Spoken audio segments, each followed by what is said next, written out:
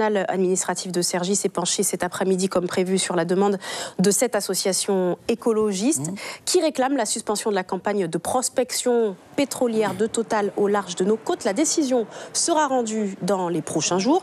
On sait que vous y êtes en tout cas favorable. Est-ce que vous craignez tout de même la suspension de ce projet? Mais qu'importe, la République reconnaît le droit de porter recours sur le forage. Ça, c'est indéniable. Mais vous comptez sur le projet de Total. Nous serons partie prenante pour défendre le projet.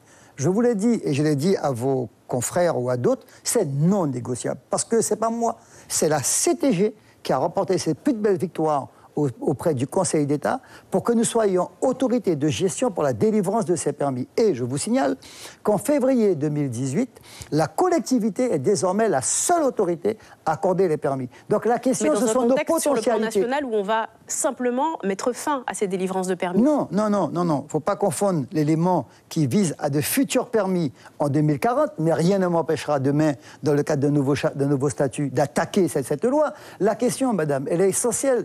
Et je la pose à toute la Guyane.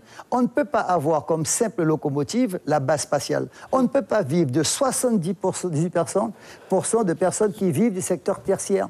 Il faut qu'aujourd'hui, on rentre sur nos potentialités. Bien évidemment, nous respectons la planète, nous respectons l'environnement. Mais je vous dis, sur la question pétrolière, nous devons, dans peut-être une semaine, communiquer avec vous et d'autres opérateurs pour démontrer donc le lancement du forage. Elle est essentielle pour la Guyane. Si nous arrivons à avoir 5 milliards de barils comme le Guyana, c'est 8 ans d'autonomie en termes d'indépendance énergétique pour la France. Donc la France et donc la Guyane et l'outre-mer. Autre projet que vous soutenez, celui du géant minier russo-canadien de la Montagne d'Or, dans l'ouest du territoire. Face au lever de bouclier, vous avez demandé à l'entreprise de revoir la copie, mais seulement dans la forme. Oui, à l'issue de mon entretien avec le ministre de l'écologie, de l'environnement, j'ai préféré aller vers l'apaisement. Parce que le débat a été falsifié, a été tronqué. Trop de violence, trop de parti pris, trop de polémiques, ça devient un débat de grincheux. Il faut que les Guyanais puissent se positionner, étudier les questions environnementales, les questions économiques, les questions financières et budgétaires. Et le pétrole, c'est comme pour l'orifère, on a besoin de recettes fiscales. Et donc la question essentielle, et je vois, vous insistez russo-canadien, mais c'est pas de ma faute s'il n'y a pas de Français qui ne sont pas venus. C'est pas de ma faute. Nous avons demandé, c'est un dossier qui remonte depuis M. Montebourg. M. Montebourg, ça fait donc plus de 15 ans. Mais donc, nous avons demandé, mais pourquoi Areva, pourquoi les sociétés... à la Guyane. Comment? On dirait que finalement c'est la seule option qui s'offre Non, parce qu'il y a la Westmont, il y a 5 entreprises qui ont demandé des permis qui sont à l'étude. Ouais. Et quand on parle de méga mines, je suis désolé, c'est une mine comme n'importe laquelle, c'est pas la plus importante. La question, c'est l'adaptation et c'est la reconnaissance des Guyanais. Il ne faut pas qu'il y ait l'idée d'une spoliation. Il faut qu'il y ait un retour auprès des Guyanais en termes d'emploi, en termes d'aménagement, en termes de recettes et en termes d'énergie. Parce qu'à partir du moment où vous avez une mine sur l'Ouest, vous cherchez tout l'Ouest. Vous devrez créer un port pétrolier, vous devez revoir la production énergétique. Donc, ce que je demande, c'est un débat apaisé. Donc, c'est sur le plan économique, finalement. Mais ce que dénoncent les écologistes, ce sont notamment les risques pour la nature, pour les personnes, tout simplement, les populations. Est-ce que ce sont des arguments que vous entendez, auxquels vous êtes sensible? Ce sont des arguments, de la nature, tout à l'heure. Des arguments totalement fallacieux. Parce que c'est fait dans un bassin totalement fermé. Il n'y a pas de rejet dans les rivières. Donc vous êtes confiant. Il n'y a pas de population qui habite à côté. Je vous l'ai dit, j'ose demander ce débat démocratique et transparent. Mais qu'on arrête à chacun de s'envoyer des balles, de faire une polémique stérile qui n'aboutit pas, alors que nous sommes un territoire avec une croissance. Vous savez qu'en 2030, nous avons plus de 90 000 habitants supplémentaires.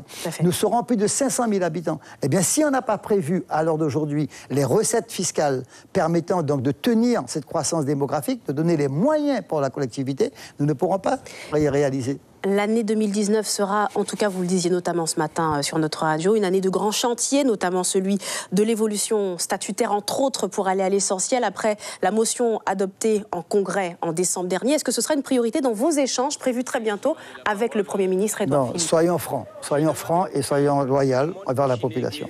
Il y a un débat statutaire. Ce débat, nous nous sommes engagés, il va être réalisé. Il y aura une programmation. Déjà, il y a un comité qui va se mettre en place, il va se faire. Mais quand je parle des chantiers, ça, c'est la priorité de la CTG des Guyanais et des Guyanaises. Très bien. La priorité, ce ne sont pas seulement les collèges, les PMI, les casernes, les crèches qui vont être développées, c'est la revue du territoire. Et comme je vous dis aujourd'hui, l'élément essentiel, c'est que nous devons chercher nos potentialités financières et économiques. Permettez-moi de dire aux Guyanais que nous avons remporté 2 victoires. Non, mais c'est important. La première victoire, c'est le RSA. Nous sommes le seul territoire de France. Aucun territoire, aucun département n'a réalisé ce que nous avons fait. Le RSA est désormais une compétence de l'État. Ça veut dire que les 145 millions, les 145 millions sont reversés à l'État. C'est maintenant l'État qui va donc gérer. La deuxième victoire que nous avons obtenue, ce sont les 27 millions qu'on avait perdus sur l'octroi de mer et qu'on a obtenus. Et on vient d'obtenir aujourd'hui, grâce au gouvernement dirigé par M. Édouard Philippe, 11 millions d'euros en termes de départements défavorisés. Donc on aura les moyens, la CTG, de mettre en place l'orchestration de nos grands chantiers et donc le fonctionnement de la collectivité. Ce n'est pas une coquille vide. Rodolphe Alexandre, peut-être est-ce l'occasion ce soir de tirer au clair ce qui constitue sans doute un malentendu. Je pense à notre reportage sur le totem du lycée Léon Gontran Damas et dont la photo ne correspondait pas au personnage. Ça, tout le monde l'a vu passer notamment sur les réseaux sociaux. Dans un communiqué, vous accusiez notre rédaction de vous avoir mis en cause. Est-ce que c'est pas un petit peu excessif? Non, cela non, je pense que la presse, les politiques, nous sommes appelés à avoir des hauts et des bas, à avoir parfois des moments très durs, à être vigilants. Je regrette parce que votre collègue, j'ai de très bons rapports avec elle. Je dirais même que je l'apprécie énormément pour sa culture. Elle parle plusieurs langues. Quand nous voyons, nous discutons, je dis sincèrement, sans aucune démagogie. Par contre, je suis ferme sur mes positions. Ce n'est pas la CTG qui a donné l'accord pour la signature du totem. Et ça n'était pas non plus le propos de vos collègues de la radio l'ont bien dit. C'est le proviseur adjoint du lycée qui a signé pour le totem. Donc moi, je veux les choses claires. Un chat est un animal et non pas un animal velouté seulement. Vous voyez ? Et donc, dans ce cas d'espèce, ça a crispé nos positions. Et tant mieux si vous me donnez l'occasion de rectifier la chose. Alors, comme me disent que la collectivité n'a pas que vérifier ou contrôler la commande qui a été faite, ça, je le veux bien. Mais en tout cas, le choix a été fait par le chef d'établissement et en l'occurrence par l'adjoint au responsable du lycée. Merci beaucoup Rodolphe Alexandre. C'est moi, mais on ne va pas laisser le temps de dire mes vœux, mais en tout cas, je dis aux Guyanais mes meilleurs vœux et une bonne santé pour tout le territoire. Très bien, merci beaucoup. Suivez l'info sur Guyana Première, télé, radio et Internet.